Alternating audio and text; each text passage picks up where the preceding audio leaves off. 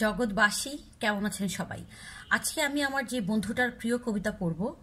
ওনার সাথে আমার খুব বেশি দিনের আসলে বন্ধুত্ব না, খুব একটা কঠিন বা চরম কি বলে বন্ধুত্বপূর্ণ সম্পর্ক এখনো হয়নি, ফেসবুকে যেমন হয় আর কি। ফেসবুকের ফ্রেন্ড বলে আমরা যাদেরকে এন্টাইটেল করি, আমার এই বন্ধুটা হচ্ছে আমার এখনো ওইরকম একটা বন্ধু। এখনো ওনার সাথে খুব একটা ভালো বন্ধুত্ব হয়নি। আমি আশা করছি যে ওনার সাথে খুবই ভালো একটা বন্ধু হয়তো ভবিষ্যতে হওয়া যাবে, বা উনি আমার ভালো বন্ধু হবেন, বা আমি ওনার ভালো একজন বন্ধু হব। তো আজকে আমার যেই প্রিয় বন্ধুটার প্রিয় কবিতা পড়ছি, ওই বন্ধুর নাম হচ্ছে কামরুল হাসান। উনি চান জীবনে, উনি বিশ্বাস করেন জীবনে যারা স্লো এবং স্টেডি দৌড়ায় তারাই হচ্ছে জয়ী হয়, বা হ্যাঁ তারাই হচ্ছে জয়ী হয়। তো আমরা আশা করব আমাদের এই কামরুল হাসান বন্ধুর মতো অন্যরাও এই ব্যাপারটা এক্সপেরিমেন্ট করে দেখতে পারেন, যে কোনো কিছু একটা করতে চাচ্ছেন জীবনে বা কোনো একটা টার্গেট আছে, স্লো অ্যান্ড স্টেডি জিনিসটার দিকে আগিয়ে দেখা যায় যে কেমন হয়। আসলে আমার নিজেকে নিয়ে এক্সপেরিমেন্ট করতে খুব ভালো লাগে। আমি আমার এই কবিতা পড়া খেলা শেষ হলে একটা নতুন এক্সপেরিমেন্ট করব, দেখা যাক কি হয়। আর হচ্ছে একটা মজার কথা, সেটা হচ্ছে আজকে থেকে কিন্তু আমরা সিজন 2 এর মানে কবিতা পড়া খেলার, এটার সিজন 1 শেষ হয়ে গেছে, আজকে আমরা সিজন 2-তে আছি। কারণ আমাকে মনে হয় 82টার মতো কবিতা পড়তে হবে, তার মধ্যে আমরা হাফ অফ ইট মানে যতগুলা বন্ধুর প্রিয় কবিতা আমি পড়বো তার মধ্যে অর্ধেক জনতার পড়া হয়েছে। আজকে থেকে আমরা সেকেন্ড হাফ কবিতাগুলা পড়বো আর কি। তো অনেক লম্বা জার্নি, আমরা অলরেডি 2 মাস পার করে দিয়েছি। 40টা গল্প, 42টা মনে হয় পড়েছি। 42টা কবিতা পড়তে পড়তে বাদ বাকি আল্লাহ জানে কতগুলা কি হয়। তো আমরা একটু ভরসা রাখি নিজেদের উপর, আর আমি আমার নিজের উপর একটু ভরসা রাখি। এই খেলাটা আমি শেষ করেই ছাড়বো। আর মাত্র কয়েকটা কবিতা, এই 20 দিন 30 দিনের মতো টাইম দিলেই শেষ হয়ে যাবে এই খেলাটা। তারপর আমরা একটা নতুন খেলা খেলবো। আর হচ্ছে আর কি, কামরুল হাসান আমার নতুন একটা বন্ধু, ওর প্রিয় কবিতা তোমাকে বলেছিলাম, লিখেছেন নীরেন্দ্রনাথ চক্রবর্তী। কামরুল হাসান আমার নতুন একটা বন্ধু, ওর প্রিয় কবিতা তোমাকে বলেছিলাম, লিখেছেন নীরেন্দ্রনাথ চক্রবর্তী। পড়ছি এখন।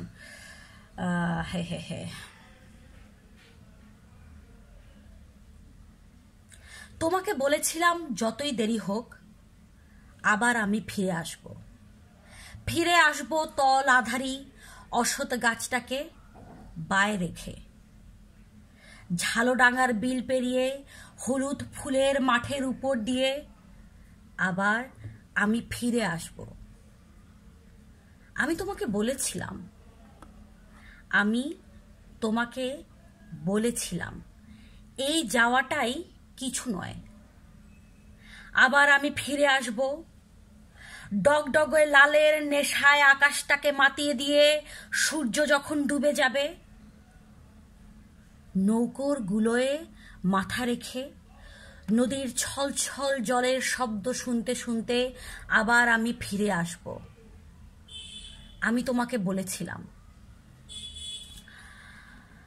আজও আমার ফেরা হয়নি। রক্তের সেই আবেগ এখন স্তিমিত হয়ে এসেছে, তবু যেন আবছা আবছা মনে পড়ে আমি তোমাকে বলেছিলাম। কবিতাটা খুবই সুন্দর, আমার কাছে ভালো লাগছে। যে কবি গতকালকের কবিতাটা আমার বুঝতে অনেক কষ্ট হয়েছে। গতকালকের কবিতাটা আমার কাছে মনে হয়েছে যে কবি লাস্টে হয়তো মারা গেছেন। অপরূপ বাগানটা বলতে হয়তো তার ওই শিউলি ফুলের মতো সাদা কাপড়ে মোড়ানো মৃতদেহটাকে হয়তো ডিপিক্ট করার চেষ্টা করছে। আমি না কালকের কবিতাটা আমি বুঝিনি, আজকের কবিতাটা খুব যে বুঝছি বলা যাবে না, তবে আমার ওনার বর্ণনাটা মজা লেগেছে। যে তোমাকে আমি বলেছিলাম, যে উনি হয়তো অনেক দূর দেশে থাকে, কারণ কবিতাটার মধ্যে যেভাবে বিল পার হওয়ার কথা আছে, হলুদ ফুলের মাঠের উপর দিয়ে সরিষা ক্ষেত হয়তো পার হওয়ার কাহিনী আছে। আবার একটা অংশ আছে হচ্ছে মানে একটা জার্নি কবিতাটার মধ্যে, যে কবিকে আমার কাছে বা তোমার কাছে বা তার ভালোবাসার মানুষের কাছে বা আমাদের কোনো একটা নির্দিষ্ট টার্গেটের কাছে যাওয়ার জন্য যে ভৌগোলিক যেই জায়গাগুলোকে পার হতে হবে, এবং সেই সাথে কি বলে এটাকে মানসিক জায়গাগুলো, যে কবিকে যে জার্নিটা কবিকে পার হয়ে আসতে হবে, ওইটা খুব বর্ণনা, মানে এক লাইনের ভিতরে পুরো একটা জার্নির গল্প করে দিয়েছে। এটা আমার কাছে খুব ভালো লাগছে, যে কখনো একদিন ফিরে আসবো তাল আধারির অসৎ গাছটাকে বায়ে রেখে। কবি হয়তো কোনোদিন বিশাল একটা মাঠের উপর দিয়ে, যে মাঠের হলুদ ফুল ফুটে, বা সরিষা ক্ষেত, হয়তো ধান খেতি, সোনালি ধান, যেখানে সোনালি রঙের ধান বাতাসে যেখানে নাচতে থাকে, যেই হাটে ঘাটে মাঠে, তো ওরকম একটা জায়গা দিয়ে অনেক অনেক কাল আগে একদিন কবি হয়তো হেঁটে হেঁটে আসতেছিলেন। হেঁটে হেঁটে আস্তে আস্তে গ্রামের রাস্তাগুলো যেমন থাকে, মাঠের মধ্যে বা ক্ষেতের মধ্যে দিয়ে ছোট্ট একটা রাস্তা চলে গেছে, সেটা আবার একটা উঁচা জায়গা বা একটু মোটামুটি একটা চওড়া রাস্তার মধ্যে আসে, যেই রাস্তা থেকে আপনি বাজার সদাই বা পুকুর পাড়ে বা এক বাড়ি থেকে আরেক বাড়ি যাবেন বা সদরের দিকে রওনা দিবেন। তো ওরকম কোনো একটা জায়গা যাওয়ার সময় হয়তো একটা গ্রামের চৌরাস্তার মাথায় এরকম কোনো একটা অশ্বত্থ গাছ, সে অশ্বত্থ গাছের অন্ধকারে কেউ হয়তো দাঁড়িয়েছিল, বা কবি হয়তো দাঁড়িয়েছিলেন কোনো একটা অনেক দূর থেকে এসে ক্লান্ত শ্রান্ত শরীর মন নিয়ে।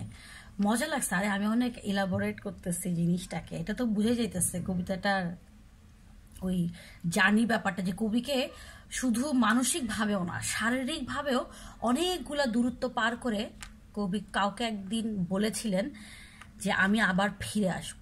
এই যে আমি আজকে চলে যাচ্ছি, আপাত দৃষ্টিতে তোমার কাছে মনে হচ্ছে যে আমি তোমাকে ভালোবাসি না বা তোমার কাছ থেকে হারিয়ে যাচ্ছি, কিন্তু এটা সবসময় মাথায় রাখবা যে এই জীবন, এই পৃথিবী যেখানেই চলে যাক না কেন,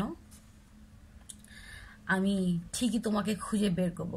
কিন্তু কবি আসলে শেষ পর্যন্ত কিন্তু খুঁজে বের করতে পারে না, কারণ শেষের কথাটাই থাকে যে রক্তে, যৌবনকালে রক্তের, কবি কি হয়তো বৃদ্ধ হয়ে গেছেন, যে অপেক্ষা করতে করতে বা কোনো একদিন কোনো একটা বিশেষ মানুষের কাছে উনি ফিরে যাবেন, সে অপেক্ষায় থাকতে থাকতে হয়তো ওনার বয়স হয়ে গেছে, হয়তো উনি সময়টা পায় নাই, ওই সময়টা ওনাকে অন্য কোনো কাজে হয়তো দিতে হয়েছে। কারণ এখানে হচ্ছে রক্তের সেই আবেগ এখন স্তিমিত হয়ে এসেছে, রক্তের সেই আবেগ এখন স্তিমিত হয়ে এসেছে। যৌবনে যে রক্তের ভ্রুম টকবক টকবক, সেটা আস্তে আস্তে শান্ত হয়ে যাচ্ছে। এখন আর আগের মতো স্পৃহা হয়তো পায় না। আচ্ছা, এটা জেলখানায় কি হইতে পারে? কবি হয়তো কখনো জেলখানায় বসেছিলেন, বা যুদ্ধের সময় আর্মিদের কাছে উনাকে আর্মিরা এসে ধরে নিয়ে গেছে এবং সেলে টর্চার করা হচ্ছে, তখন হয়তো বসে বসে উনি কবিতাটা লিখতেছিল যে তোমাকে বলে আসছিলাম যে এই যুদ্ধটা শেষ আমি তোমার কাছে যাব। অনেকভাবে আসলে চিন্তা করা যায়, অনেক মজার। আমার কাছে ওনার এই জার্নিটার কথা অনেক মজা লাগছে। তারপরে উনি যে বয়স হয়ে যাচ্ছে, ওনার রক্তের ভিতরে সেই টকবগানি ওই উচ্ছ্বাসটা উনি এখনো আর অনুভব করতে পারেন না। উনি ডগডগে লালের নেশায় আকাশটাকে মাতিয়ে দিয়ে সূর্য যখন ডুবে যায় সন্ধ্যার দিকে। আচ্ছা, সন্ধ্যার কাহিনী কি রে? একটা জিনিস খেয়াল করছো যে সন্ধ্যার দিকে মানে আলো আর অন্ধকার দুইটা জায়গা, যেই জায়গায় মিল হচ্ছে, যেই জায়গাটায়, ওই জায়গা নিয়ে আমাদের অনেক ফ্যাসিনেশন আছে। মানে ওই সময়টা ঘরে ফেরার একটা তাড়া, আমরা অনেক বছর ধরে আমাদের প্র্যাকটিস তো, যে আলো ডুবে গেলে আমরা ঘরে একটা নিরাপদ স্থানে যাব, ওখান থেকে হয়তো সূর্য ডোবার জায়গাটা আমাদের কাছে। আবার এই যে সারাদিনের যে উন্মত্ততা বা দুরন্ত যে জীবনটা, সেটাও আবার কিঞ্চিত মিস করা, ওইটার আবেশটা শরীরে নিয়ে আবার একটা রাত অপেক্ষা করা, নতুন আরেকদিন আরেকটা সূর্য উঠবে বলে। ওর কি যেন একটা বলার জন্য এটা বলা স্টার্ট করছিলাম, ভুলে গেছি। যাই হোক, আমাদের কবির মতো ডগডগে লালের নেশায় আকাশটাকে মাতিয়ে দিয়ে সূর্য যখন ডুবে যাবে, নৌকার গুলোয় মাথা রেখে সবাই সন্ধ্যার দিকে ফিরতে চায় কেন? সন্ধ্যার দিকে কি আছে রে? সন্ধ্যার দিকে আসলে কি ভালোবাসাটা একটু বেশি গাঢ় মনে হয়? আচ্ছা, আমাকে লেট মি নো যে যাদের কাছে এরকম মনে হয়েছে যে আস্তে আস্তে যখন সন্ধ্যা আসতে থাকে, তখন জীবনের সারাদিনের সকল অনুভূতি বা অভিলাষ বা ইচ্ছা বা আকাঙ্ক্ষাগুলা, ওগুলা ঠিক কেমন করে আপনার চোখের সামনে বা আপনার ভিতরে বা আপনার শরীরে, মনে, চোখের দৃষ্টিতে, ইমাজিনেশনে কিভাবে আলোড়ন তুলে, সেই বিষয়ে একটু আমাদের সঙ্গে শেয়ার করেন। দেখা যাক যে আমাদের কার কি অবস্থা। আমি তো এটা পড়ে আমি নিজেও স্মৃতিতে চিন্তা করতেছি। ভালো, নীরেন্দ্রনাথ চক্রবর্তী, ওনার লেখা তোমাকে বলেছিলাম, এটা ছিল আমার বন্ধু কামরুল হাসান, ওর প্রিয় কবিতা। থ্যাংক ইউ, তোমাকে অনেক অশেষ বিশেষ ধন্যবাদ এত দারুণ একটা কবিতা পড়তে দেওয়ার জন্য। আমার মানে খুব কি বলে, এই খেলাটা শেষ করার জন্য না আমার খুব মানসিক শক্তি দরকার। এটা মাঝে মাঝে আমি হারায় ফেলি, তবে মানে করবই, এটা আমি একটা নিজেকে চ্যালেঞ্জ দিয়েছি, কারণ আমি ভেগে যাওয়ার মতো পাবলিক, যে আমি যে এখনো মানে 42টা মতো যে কবিতা আমি পড়ে ফেলছি, এটা আমার কাছেই অনেক এটা ধাক্কার মতো লাগে আমি যখন দেখি আর কি। তো আমি আশা করছি যে আমি আমার নিজের উপর নিজের এই ভরসা বিশ্বাসকে ভাঙবো না, শেষ করবো এই খেলাটা।